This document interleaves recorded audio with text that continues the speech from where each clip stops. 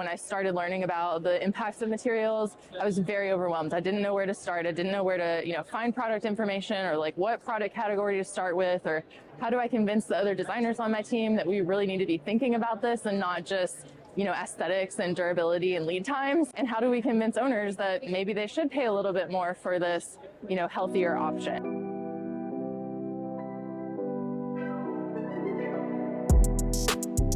My name is Laurel Christensen. I'm the Director of Engagement for Mindful Materials. I'm also a licensed architect and sustainable design leader at Dyer Brown Architects in Boston. What Laurel just described is something many designers and architects have experienced as they begin the often complex journey into the world of healthier and more sustainable materials. When she set out on that journey several years ago, resources were relatively scarce. But she would soon find one that would not only change the trajectory of her career, but also become an indispensable tool for countless others. Enter Mindful Materials. Mindful Materials started as actually a product labeling system. So it was a physical sticker that went on the spine of a binder, and it was started by HKS Architects. So this was an effort that allowed their designers to basically quickly identify products that had certain sustainability criteria. So EPDs, HPDs, recycling programs, what have you. That was the original intention, and pretty quickly HKS realized that they needed to have kind of a bit of a database or a reference point for what are the sustainable products that we know that we've used on projects, we know they meet our sustainability requirements. And before long, they realized that they weren't the only firm that needed this, so they kind of opened it up and kind of started crowdsourcing this spreadsheet database of healthy materials. And quickly that was picked up and actually became an online aggregated database for products that had all sorts of different sustainability criteria. So at the time, Mindful Materials around 2017 was really one of the first aggregated product databases with all different sorts of material sustainability information.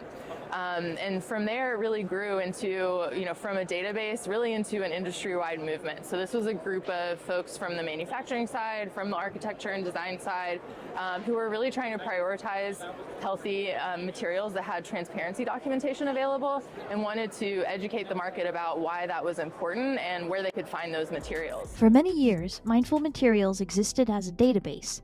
But along that path, it began to attract stakeholders from all corners of the building industry who are passionate about proliferating healthy materials action. Architects, designers, engineers, manufacturers, and owners, to name a few, were joining in what was rapidly becoming an international movement.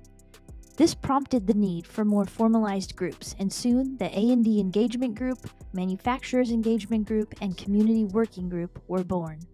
Mindful Materials kind of transformed from this database into really a movement, and that's because of the value of all the passionate people that are a part of that. So it was super helpful for me to have a whole, I will say, a Rolodex of contacts and resources and people who were in other firms that were tackling the same issues to be able to reach out to and ask for help and ask, what advice do you have? How have you addressed this in the past? So that's the kind of conversations that our A&D engagement group has often. Our manufacturing group talks a lot about what's the process of getting transparency documentation. How do you evaluate and go through the process of kind of removing potentially harmful chemistries that may be in your product? How do you really get into an in-depth supply chain analysis? How do you manage your product data in a way that is, sustainable in the long term for you to maintain that information?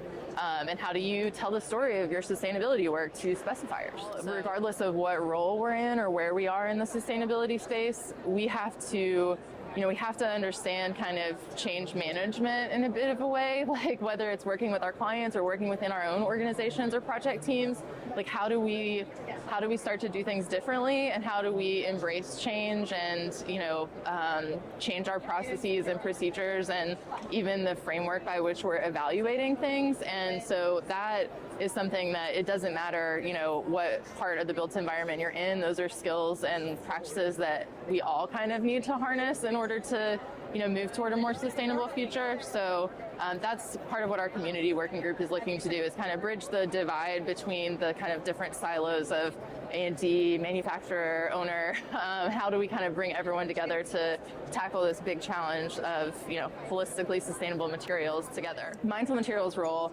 is not to be that kind of central place that everyone goes to find the products, but rather to kind of create a structured system by which that product sustainability data can be reported. And that system is what we call the Common Materials Framework, or the CMF. It's a very deeply layered framework for evaluating the holistic impacts of materials, and it's directly aligned with the AIA Materials Pledge. So the AIA Materials Pledge, if you're not familiar, essentially states that all the signatories are going to prioritize materials that have addressed or disclosed and are working to reduce their impact on human health, climate health, ecosystem health, social health and equity, and support a circular economy. So those are the 5 buckets, if you will, of the Materials Pledge and also of the Common Materials Framework. And that alignment is very intentional because the AIA Pledge was created really as an with aspirational goals, but without yet having, I'll say yet because this is in the works, but without yet having a clear way of reporting metrics or having accountability to that commitment. So that said, there are now over 200 firms, some of the largest firms in the US and in the world that have signed on to this pledge. I mean, the firms range from like sole practitioners to, Gensler, HOK, Perkins & Will, very large firms. So there is a very strong market signal that firms and designers are prioritizing this kind of holistic materials health. But our work is really to start to bring the structure so that we can all be speaking the same language around how we're evaluating what those impacts mean. So everyone's kind of saying, oh, human health, like how do you evaluate human health? What certificates do you look for? And they might be a little bit different than the next firm. So there needs to be an alignment around that, and that's what Mindful Materials, Common Materials Framework really seeks to provide. So in order to have the momentum that we want to have, we really need to all be aligned. And so that's Mindful Materials' role, really. We sometimes refer to ourselves as the UN of sustainable materials. We're kind of like bringing together and aligning the supply side and the demand side and trying to kind of be the rising tide that lifts all ships, if you will. As the rising tide, each year at Greenbuild, Mindful Materials brings together a group of manufacturers who've committed to advancing the healthy materials movement in the building industry. And Jen Leveson, Director of Communications at Mindful Materials, offered to take us on a quick tour. Each year at Greenbuild, we have a Mindful Materials Pavilion that allows us to feature some of our members and volunteers and the manufacturers that help make and allow Mindful Materials to do what we're trying to do, which is align the industry. So first up, we have Andersen Windows and Doors. And so this is Brett Sitter with Andersen Corporation. We got on the TV there are what we do in our manufacturing facilities. We do a lot of certifications, and obviously that fits directly into Mindful Materials, recycled content, indoor air quality, directly into green buildings and how that works. So we as a company are setting new goals for sustainability and hoping to just drive better material choices and bring more sustainable actions to our windows. Some of our windows are rated for Energy Star, so there's a lot of product attributes that get at the operational carbon, but then the embodied carbon as well. We work with embodied carbon, and that comes directly from our manufacturing. So how can we lower our energy input into building a window or waste reduction with respect to a window? So a lot of different aspects in the manufacturing that we look at to lower embodied carbon of the products. There are millions of miles of communications cabling traversing the U.S.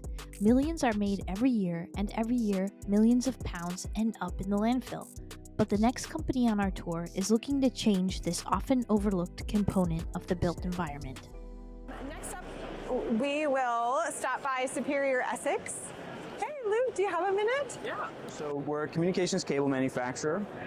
We started our journey really looking at how do we reduce the impacts at our manufacturing sites.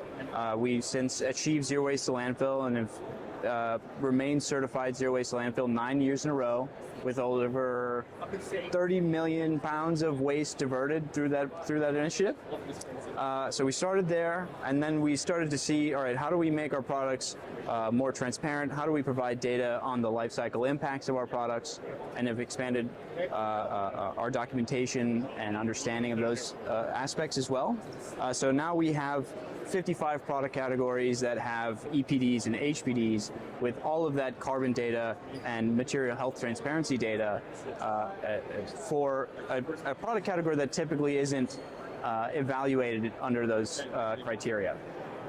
So we have really led the way in a lot of ways, right? So we want to spearhead that for MEP materials and show other manufacturers what's really possible.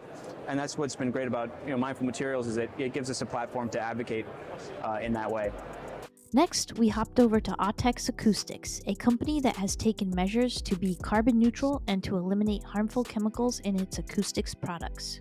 Autex Acoustics is the first acoustics manufacturer to achieve carbon neutrality. So we're a New Zealand-based organization, founded about 50 years ago, and we manufacture our own PET panels, sound-absorbing panels in New Zealand. Because we make our own, we can measure all of the carbon impact from beginning to end, so that's what's allowed us to become the first carbon neutral acoustics manufacturer. So that's kind of how we fit into the picture here, along with having declare labels and being mindful of what goes into the panels and being completely red list free. For the last stop, Jen takes us to one of the Mindful Materials tech partners, 3E, a compliance data management solution that helps companies achieve and maintain environmental health and sustainability across their organization and supply chains.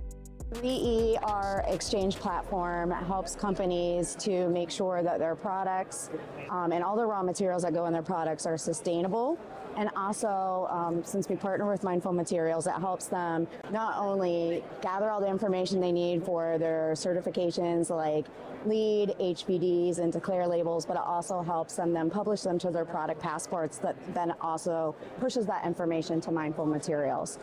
As well as really you can use our system to also look at regulations and any particular materials that you are trying to avoid in your products as well. Our exchange platform is a SaaS cloud software solution. It definitely helps customers create their product passports. That includes a formulation, so everything that's in that product and all the raw materials that support it, and then that helps them to be able to get their declarations and create those HPDs. So that was just a quick look at some of the members and the manufacturers and the partners that are exhibiting in the pavilion here at Greenbuild. And we're just so grateful for their partnership. They help us do the work that we are setting out to do.